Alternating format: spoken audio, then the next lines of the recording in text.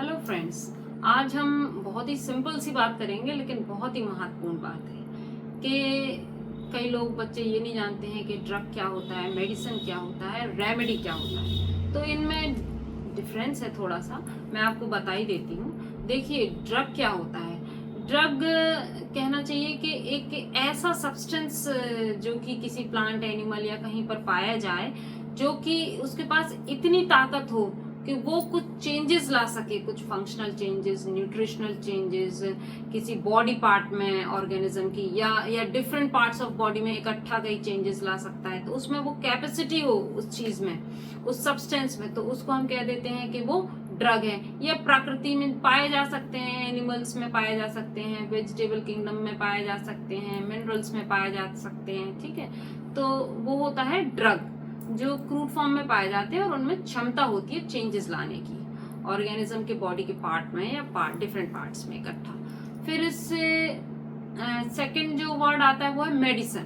देखिए, मेडिसिन क्या होता है, जब उस ड्रग को हमने लिया और उसको हमने प्रूव किया डिफरेंट डिफरेंट एज के लोगों में, मेल्स में, फीमेल्स में, है ना, और एज में, जैसे कि किसी बूढ़े पे, बच्चे पे, गर्ल्स पे, बॉयज पे, यंग पीपल्स में, तो हमने डिफरेंट एजेस के लोगों पे और दोनों सेक्सेस में जब हमने उसको उस ड्रग को इंट्रोड्यूस किया और उसके जो साइन एंड सिम्टम थॉरली उसको स्टडी कर लिया कि इसमें ये सब्जेक्टिव सिम्टम, ऑब्जेक्टिव सिम्टम। देखिए, सब्जेक्टिव सिम्टम्स वो होते हैं जब पेशेंट जो है वो खुद बताता है कि इस ड्रग को लेने के बाद मुझे चक्कर आया, सर घूमा, नींद ज्यादा आई, नींद कम आई, भूख नहीं लगी, प्यास ज्यादा लगी, ऑल दैट। तो ये सब्जेक्टिव सिम्टम्स होते हैं। ऑब्जेक्टिव सिम्टम्स होते हैं वो सिम्टम्स जो हम ऑब्जर्व तो कर रहे हैं, पेशेंट को भले ही वो पता हो और चाहे ना हो, लेकिन हम ऑब्जर्व कर रहे हैं कि इसकी चाल कुछ बदल गई है,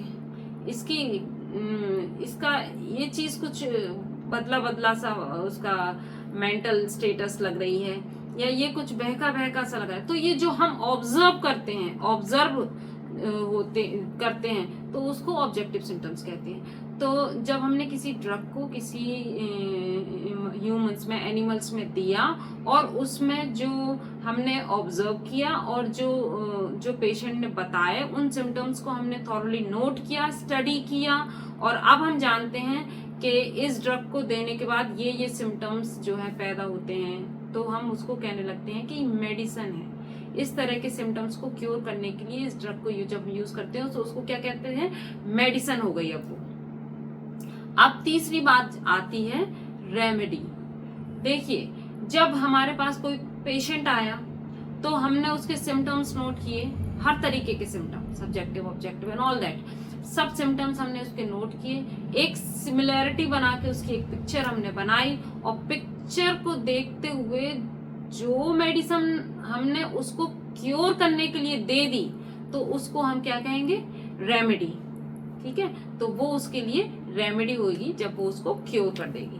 तो अब आपको पता चल गया कि ड्रग क्या होता है, मेडिसिन क्या होती है और रेमेडी क्या होती है। तो होम्योपैथी के लिए ये जानना बेहद जरूरी है। अब हम देखते हैं कि जो ड्रग होते हैं, ड्रग सब्सटेंस जो है, वो कई सोर्सेज हैं इस अर्थ पे, यूनिवर्स पे, कि हम किन किन सोर्सेज से ड्रग सब्सटेंस ले सकते हैं। तो मेनली जो मैं सोर्स बता रही हूँ आपको, वो 7 सोर्सेज हैं।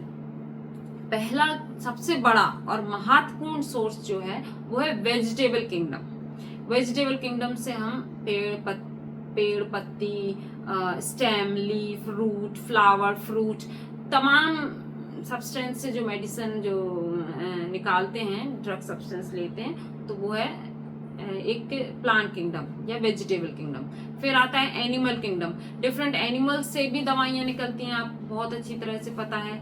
तो एनिमल सोर्स जब होता है ड्रग्स का, जैसे कि एपिस हुआ, लैकेसिस हुआ, तो तमाम चीजों को क्या कहने लगते हैं हम, एनिमल सोर्स। फिर तीसरा जो सोर्स है बड़ा, उसको कहते हैं मिनरल किंगडम। मिनरल्स यानी कि जैसे साइलेशिया है, कैलकेरिया है, तो ये सब मिनरल हुए, क्रियोजोटम है, ये सब मिनरल किंगडम की मेडिसिन हुई। फिर इसके बाद जो होता है वो होता है नोसोड्स।